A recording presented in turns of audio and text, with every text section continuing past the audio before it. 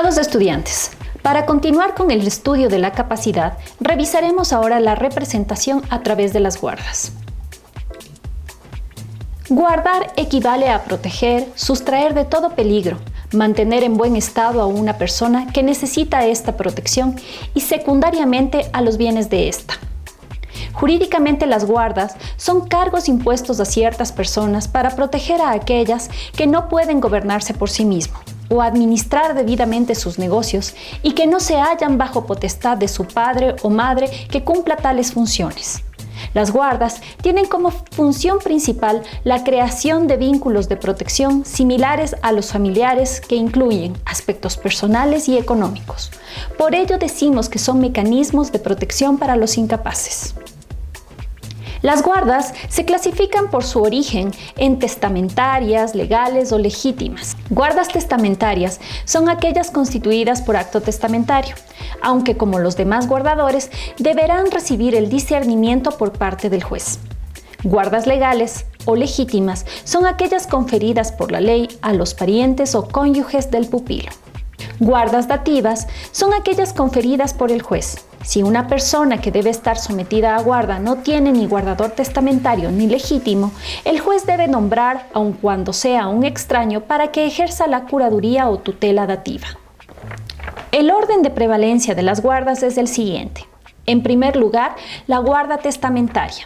La guarda legítima ocupa el segundo lugar de prevalencia y en tercer lugar está la guarda dativa. Esto quiere decir que si existe un guardador testamentario, este desplaza simplemente al legítimo. Y en el caso de las curadurías especiales, nunca son legítimas, sino dativas. Se aclara además que pueden coexistir un curador testamentario y otro legítimo, siempre que no sea de la misma especie o que no tengan atribuciones para administrar los mismos bienes, pues impediría la toma de decisiones. Puede ser frecuente si se trata de herencias o legados dejados por extraños en los que se designa curador solamente para los bienes que pasan al pupilo. Este curador será adjunto del curador general, pues su única finalidad es cumplir con el cargo impuesto por el testador. Estas reglas son principalmente aplicables a los menores de edad, ya que para el demente, el disipador, el ebrio consuetudinario, el toxicómano, el sordomudo y para las curadurías de bienes se siguen otras. Ahora, vamos a explicar la clasificación general de las guardas, atendiendo a las personas a las cuales protegen. Las guardas se clasifican en tutelas y curatelas o curadurías. Guarda es el concepto genérico que engloba a tutelas y curatelas. Las tutelas, por su parte, son aquellas cuya finalidad es la protección de menores. Las curatelas o curadurías se dividen en curaduría general, curaduría de bienes, curaduría especial y curaduría adjunta. Diferencias entre tutela y curaduría. Tutela. La tutela históricamente perseguía una protección al impúber similar a la patria potestad, mientras que la curaduría tiene características de una administración de bienes ajenos. Las personas sometidas a tutela deben actuar en la vida jurídica forzosamente representadas por el tutor, y por el contrario, los sujetos a curaduría que sean relativamente incapaces pueden celebrar actos o contratos, sea representados por su curador o bien mediante su autorización. Las facultades del tutor son más amplias que las del curador, ya que los pupilos relativamente incapaces pueden ejecutar ciertos actos que escapan al control del curador. Larrea Holguín dice que la diferencia radica en si la incapacidad fuere absoluta, se le debería dar al tutor con más amplias funciones y con poder de representar y no de autorizar al pupilo. En cambio, a las personas solamente con incapacidad relativa se debe designar un curador que completará su imperfecta capacidad, sea autorizándoles o bien representándoles, y debiendo en todo caso contar más con el propio criterio de su protegido, el cual por tener el uso de su razón bien puede intervenir más profundamente en sus propios asuntos, aun cuando se halle sometido a una guarda.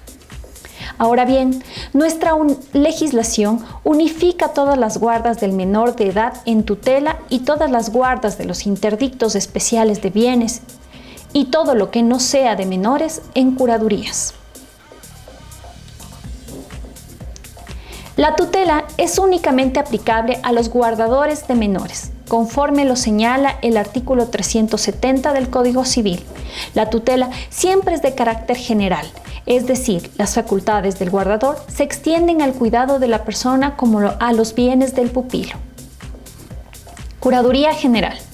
Están sujetos a curaduría general los interdictos, es decir, aquellos que constan en el artículo 371 del Código Civil. Están sujetos a curaduría general los interdictos, es decir, el demente, el sordo que no puede darse a entender por ningún medio, el disipador, el ebrio consuetudinario, toxicómano, sentenciados a ciertas penas. Curaduría de bienes. La curaduría de bienes se constituye a favor de la herencia yacente, los derechos eventuales del que está por nacer y los derechos del ausente. En los tres casos, el sujeto es incierto, no determinado, no localizado, de modo que la curaduría se centra principalmente en toda a la protección de un patrimonio. El patrimonio se protege para el que puede tener un principio de existencia legal, si nace vivo, o para los herederos que llegan a aceptar la herencia, o para el ausente que regresa o sus herederos si han muerto. Curaduría especial. Es aquella en la cual se nombra un curador especial para un negocio particular. Esta curaduría se clasifica en curaduría especial para actos particulares. Se entiende por negocio cualquier acto o contrato y estos pueden ser de índole patrimonial o no. Por ejemplo, es curador especial el que se da al menor de edad para que acepte o repudie la herencia, el reconocimiento del hijo o para que le dé el asentimiento o licencia para contraer matrimonio o para comprar o vender un inmueble, etc. Curaduría especial para juicio o ad litem.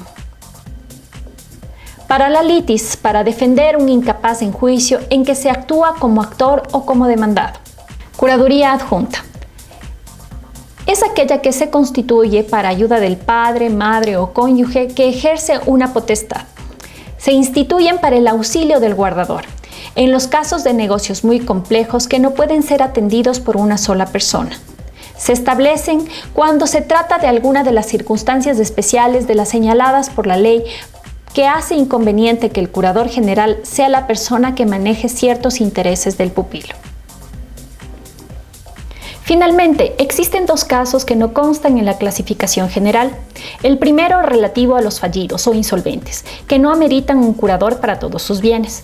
No es propiamente un interdicto y no necesita de guardador. Está en interdicción de los bienes que de hecho entran al concurso de acreedores y para el 50% de los que adquiere con posterioridad. En realidad, más que una interdicción general, se trata de una prohibición de manejar ciertos bienes, pues estos se encuentran en garantía de sus deudas pendientes de pago. El otro caso especial es el que consta en el artículo 56 del Código Orgánico Integral Penal, que señala a la persona privada de libertad mientras dure la pena como interdicto. La interdicción surte efecto desde que la sentencia causa ejecutoria e inhibe a la persona privada de libertad de la capacidad de disponer de sus bienes, a no ser por sucesión por causa de muerte.